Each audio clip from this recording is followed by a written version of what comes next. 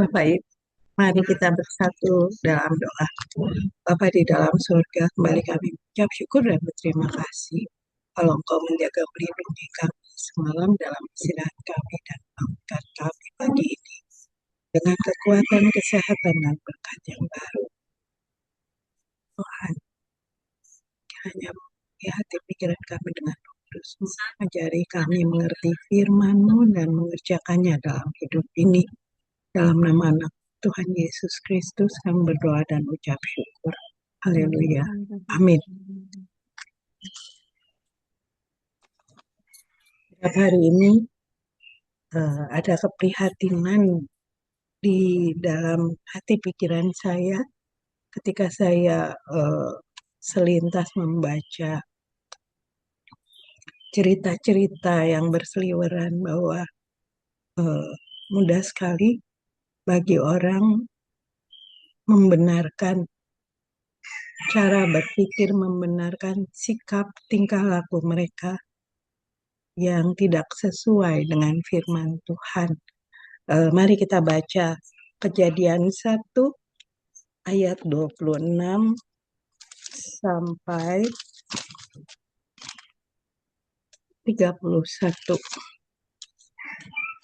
Berfirmanlah Allah, baiklah kita menjadikan manusia menurut gambar dan rupa kita, rupa Allah ya, supaya mereka berkuasa atas ikan-ikan di laut dan burung-burung di udara dan atas ternak dan atas seluruh bumi dan atas segala binatang melata yang merayap di bumi. Maka Allah menciptakan manusia itu menurut gambarnya. Menurut gambar Allah diciptakannya dia, laki-laki dan perempuan diciptakannya mereka. Allah memberkati mereka, lalu Allah berfirman kepada mereka, beranak cuculah dan bertambah banyak, penuhilah bumi dan taklukkanlah dia. Berkuasalah atas ikan-ikan di laut dan burung-burung di udara dan atas segala binatang yang merayap di bumi.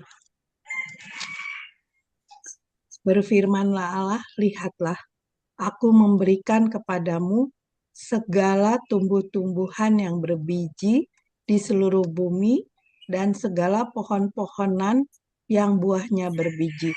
Itulah akan menjadi makananmu. Tetapi kepada segala binatang di bumi dan segala burung di udara dan segala yang merayap di bumi yang bernyawa, kuberikan segala tumbuh-tumbuhan hijau menjadi makanannya. Dan jadilah demikian. Maka Allah melihat segala yang dijadikannya itu sungguh amat baik. Jadilah petang dan jadilah pagi. Inilah hari ke-6. Firman-Nya tadi yang kita baca adalah Tuhan menciptakan kita segambar dengan Dia. Dan Tuhan mengharapkan kita untuk boleh menguasai bumi.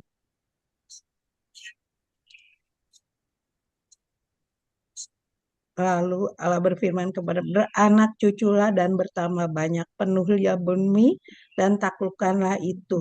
Berkuasalah atas ikan-ikan di laut dan burung-burung di udara, bukan berkuasalah kepada siapa aja yang dalam hati pikiran kita mau kuasai, apakah itu anak menantu dari ipar kita atau mungkin karyawan kita mau kuasai dalam artian dia sebagai budak untuk memenuhi nafsu kita.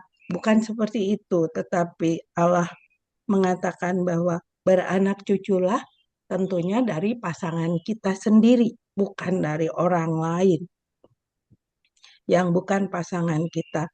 Lalu taklukkanlah dan berkuasalah atas ikan-ikan di laut, bukan atas orang-orang atau keluarga, anggota keluarga kita, bukan seperti itu.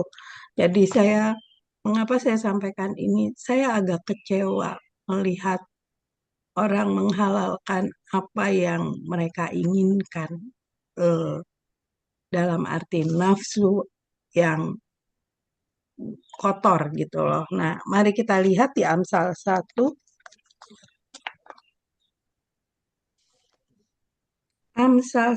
ayat 1 sampai 19.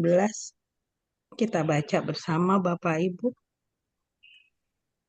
Amsal Salomo bin Daud Raja Israel.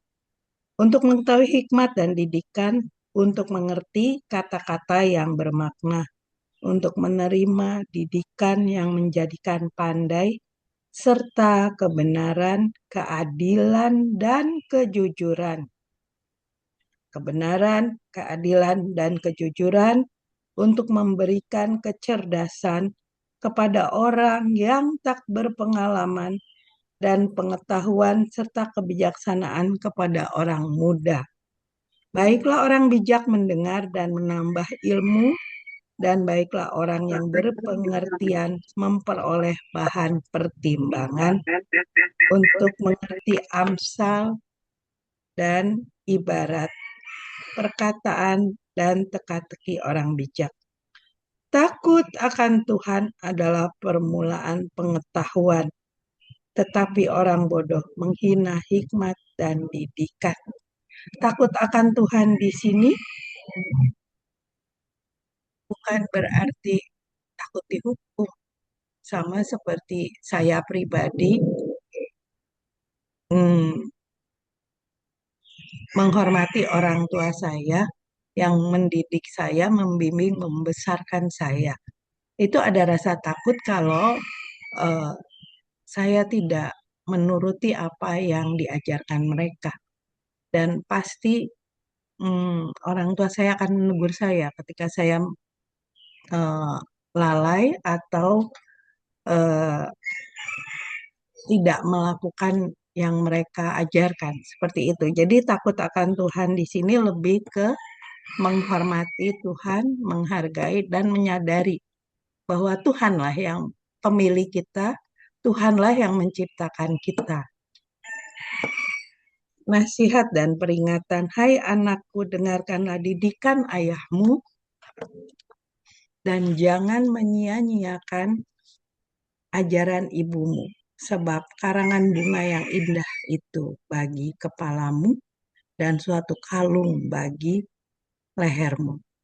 Hai anakku, jikalau orang berdosa hendak membujuk engkau, janganlah engkau menurut.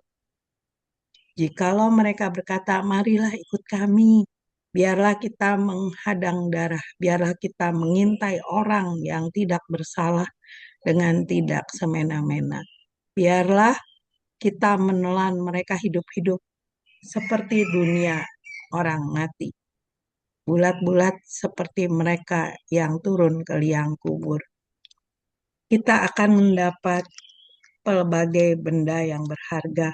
Kita akan memenuhi rumah kita dengan barang rampasan. Buanglah undimu ke tengah-tengah kami. Satu pundi-pundi bagi kita sekalian. Hai anakku, janganlah engkau hidup menurut tingkah laku mereka. Tahanlah kakimu daripada jalan mereka. Tahanlah kaki kita dari jalan orang-orang jahat. Karena kaki mereka lari menuju kejahatan dan bergegas-gegas untuk menumpahkan darah. Sebab percumalah jaring dibentangkan di depan mata segala yang bersayap, padahal mereka menghadang darahnya sendiri dan mengintai nyawanya sendiri. Demikianlah pengalaman setiap orang yang loba akan keuntungan gelap, yang mengambil nyawa orang yang mempunyainya.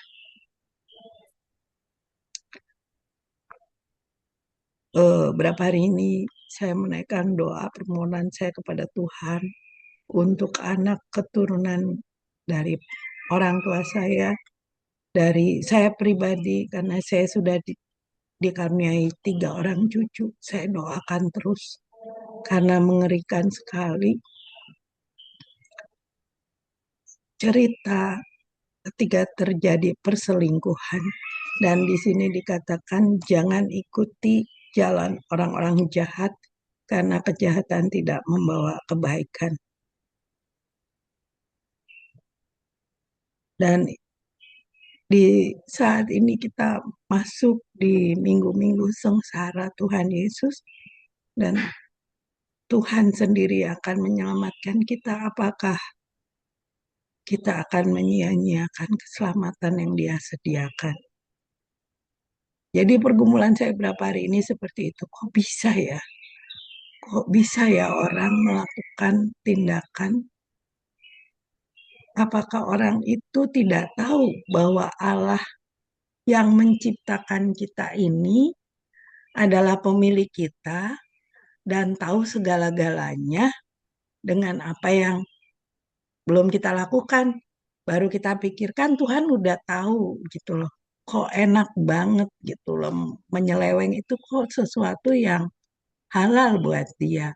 Jadi saya berdoa untuk kami keturunan orang tua kami terutama dijauhkan dari orang-orang seperti itu yang punya pikiran-pikiran untuk selingkuh, yang punya pikiran untuk menghalalkan segala cara.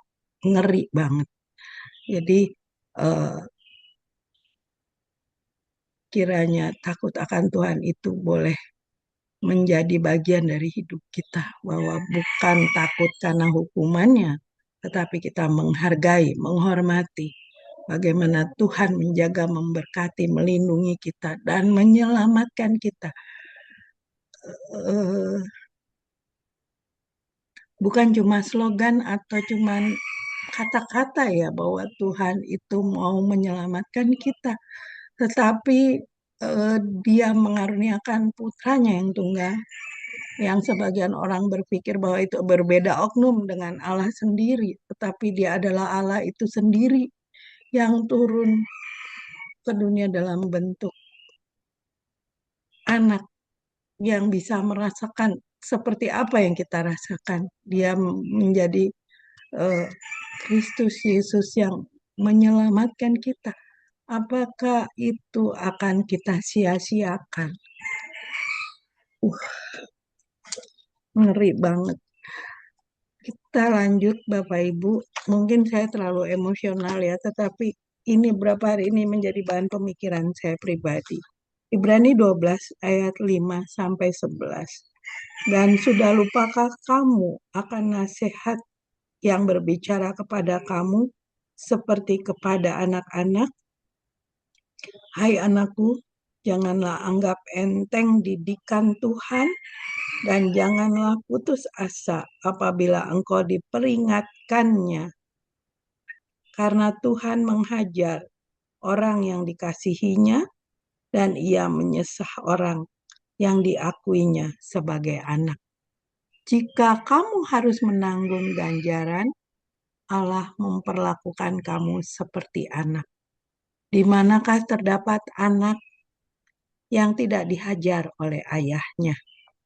Tetapi jikalau kamu bebas dari ganjaran yang harus diderita setiap orang, maka kamu bukanlah anak, tetapi anak-anak gampang. Selanjutnya, dari ayah kita yang sebenarnya kita beroleh ganjaran dan mereka kita hormati. Kalau demikian, bukankah kita harus lebih taat kepada Bapa segala roh supaya kita boleh hidup?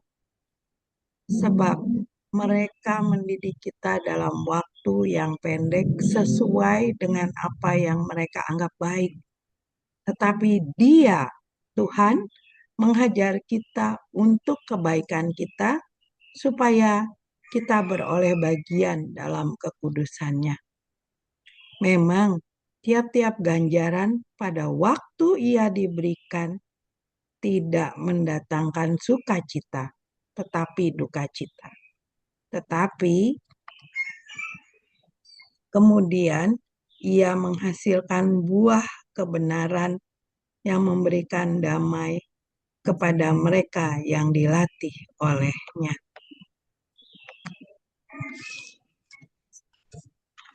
mungkin saya harus sampaikan. Jadi ada satu keluarga yang Tuhan berkati sangat. Ada anak, mereka mendapatkan berkat anak perempuan, anak laki-laki.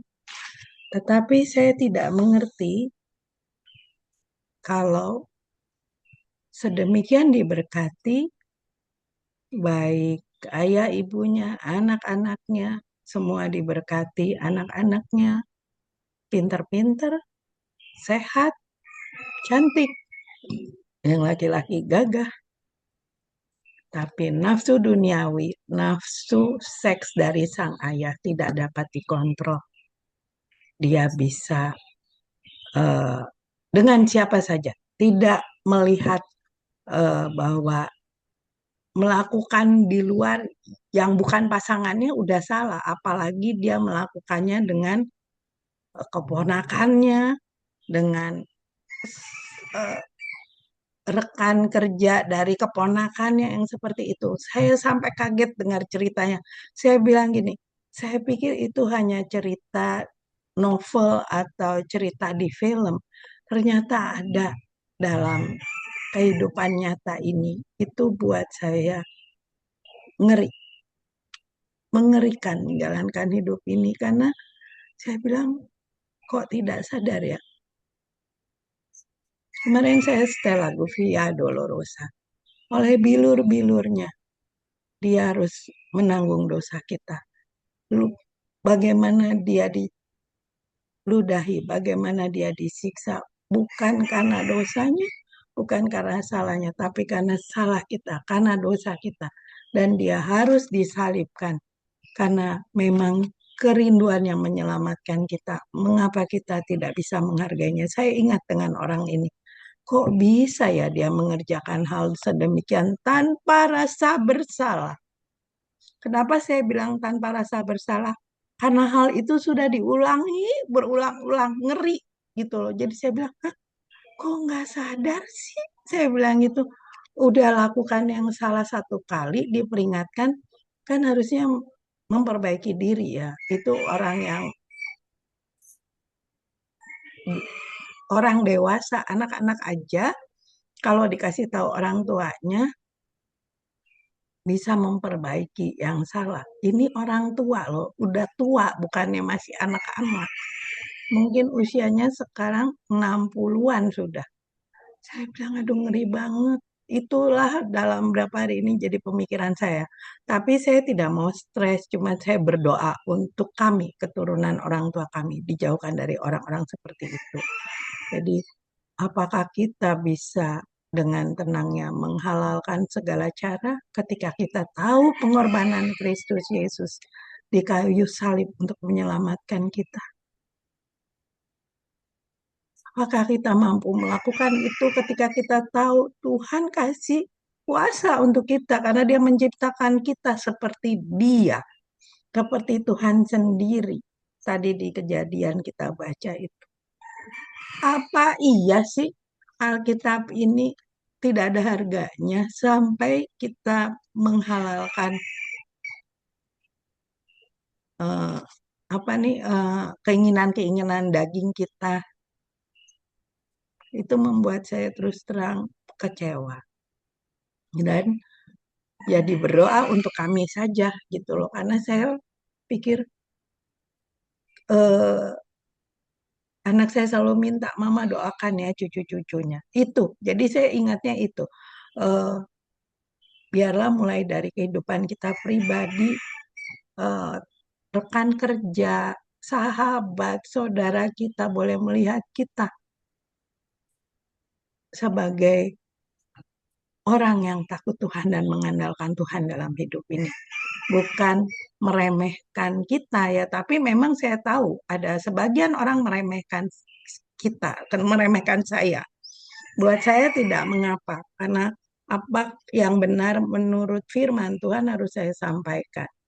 Ada lagi nih cerita, baru-baru ini di kumpulan keluarga kami harus kumpulkan dana karena ada satu keluarga yang terus terang kami nggak kenal karena tidak tinggal di Jakarta.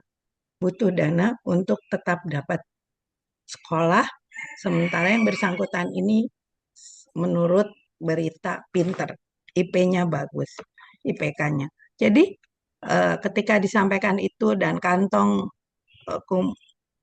diedarkan untuk mengumpulkan dana membantu supaya dia jangan putus sekolah itu selesai dikumpul, saya dikasih waktu untuk bicara, saya sampaikan bahwa sahabat saya mengelola dana beasiswa dari Belanda. Jadi kalau memang dia dari universitas negeri dan memang IPK-nya bagus, saya bilang saya akan minta link pendaftaran untuk mendapatkan beasiswa dan nanti akan saya sampaikan, saya bilang gitu.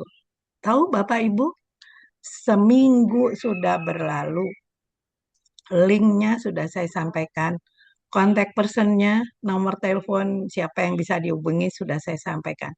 Saya hanya minta nama si yang mahasiswa ini dan nomor pendaftarannya di link yang dia kirim. Karena saya sudah sampaikan ke sahabat saya, Cek, ada loh saudara saya di kampung, anak Unimed, begini-begini. Saya sampaikan gitu ya ke teman saya. Teman saya pesan, minta nama dan nomor pendaftarannya supaya kami perhatikan. Sampai saat ini saya tidak mendapatkannya. Saya boleh nggak merasa diremehkan? Tapi ya udah gitu. Saya berpikir apa yang saya bisa share, saya share. Kalau orang tidak menghargai saya, ya ya sudah gitu. Eh, saya selalu berusaha melakukan apa yang baik. Kalau kebaikan kita tidak dianggap, nggak apa-apa. Karena kata Tuhan itu kembali kepada kita lagi kan, gitu loh. Nah, jadi saya belajar banyak dalam 1 minggu ini eh, mengenai hmm, kehidupan ini. Ketika kita bersyukur dan berterima kasih, ketika itu kita boleh menghargai dan menghormati siapa pemberi hidup ini, yaitu Tuhan sendiri.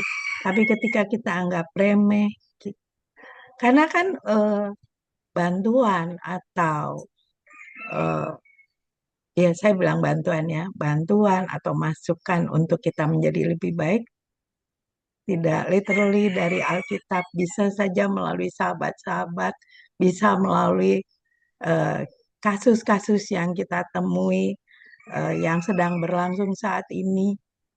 Itu adalah sesuatu pelajaran buat saya. Saya katakan itu pelajaran yang apakah itu perlu kita tiru atau kita tinggalkan, seperti cerita yang kemarin kita bahas juga bagaimana ada jual beli anak, jual beli bayi, dan ada bayi yang dibuang. Itu mengerikan sekali sebetulnya dalam tanda kutip, tetapi juga menjadi pelajaran buat kita ketika kita melakukan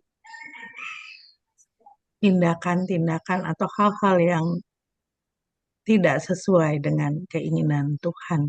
Itu mengerikan sekali. Sedangkan kita melakukan yang baik saja, belum tentu kita dapat yang baik secara instan.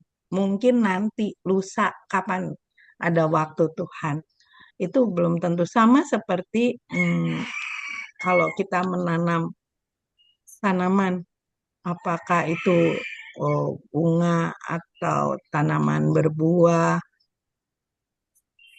Walaupun bibitnya bagus, belum tentu buahnya bagus karena itu kan juga eh, berhubungan dengan apakah kita memeliharanya dengan baik, apakah kita memupuki tanaman ini, seperti itu. Maka saya bilang, kalaupun kita melakukan yang baik, belum tentu. Apalagi kalau kita melakukan yang jahat, seperti itu. Jadi Bapak Ibu, ini pergumulan saya dalam 1 minggu ini ngeri banget. Apa yang saya dengar cerita, bukan cerita ya sebenarnya, pengakuan dari salah satu yang saya kenal baik gitu loh, bahwa kok ada ya orang yang jahat seperti itu, dia bisa selingkuh dengan uh, istri dari keponakan istrinya, dia bisa selingkuh dengan sahabat dari karyawannya, dia bisa selingkuh dengan teman dari hmm, keponakannya. Pokoknya seperti itu bisa dilakukannya dengan mudah dan tanpa rasa bersalah, sementara dia punya anak yang baik-baik, yang bagus-bagus, dalam artian sekolahnya baik, sehat, tapi kembali lagi, kok tidak bersyukur dan berterima kasih. Ngeri. Mari kita bersatu dalam doa. Bapa di dalam sorga, terima kasih Tuhan. Kalau saya boleh berbagi dengan teman-teman Kingdom Family Indonesia di Zoom ini, biarlah setiap kami boleh saling mengingatkan Tuhan untuk tidak melakukan hal yang mengerikan bagi daging ini, bagi tubuh ini, menuruti keinginan daging, keinginan tubuh ini, untuk hal-hal yang mendukakan hati Tuhan. Tolong kami dengan Roh Kudus-Mu, ajari kami terus mengerti firman-Mu, bagaimana Engkau mengasihi kami sedemikian, sehingga Engkau menyelamatkan kami dengan disalibnya Kristus Yesus sebagai juru selamat kami yang hidup. Ajari kami terus Tuhan untuk menghargainya. Bawalah kami berjalan dalam kebenaran-Mu dan ajarlah kami. Sebab Engkaulah Allah yang menyelamatkan kami. Kau kami nantikan sepanjang hari. Tubuh, roh, dan jiwa ini kami serahkan dalam tangan pengasihan-Mu saja. Dalam nama anak-Mu Tuhan Yesus Kristus kami berdoa dan mengucap syukur. Amin. Amin. Puji Tuhan, luar biasa ya. Ibu Barita semakin